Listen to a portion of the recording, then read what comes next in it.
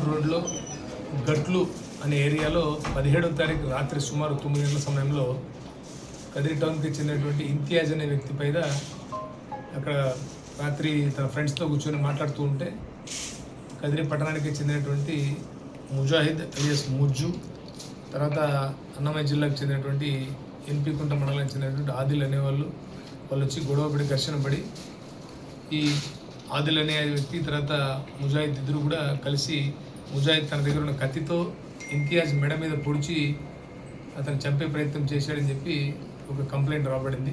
దానిపైన కేసు నమోదు చేసుకున్నాము. ఆ కేసు నమోదు చేసుకుని ఆ కేసులో అన్ని రకాలుగా విచారించినాము. విచారించిన తర్వాత ఈరోజు ఆ కేసులో నిందితులుగా ఉన్నటువంటి ముజాహిద్ అలియాస్ ముజ్జు అనే అతన్ని, తర్వాత ఆదిల్ అనే ఇద్దరిని కూడా అరెస్ట్ చేసి వాళ్ళు ఈ నేరానికి ఉపయోగించినటువంటి ముజాహిద్ ఉపయోగించిన కత్తిని కూడా స్వాధీనం చేసుకున్నాము. ఈ ముజాహిద్ అనే వ్యక్తి గతంలో కూడా ఒక 307 అటెంప్ట్ మర్డర్ కేసులు ముద్దాయి.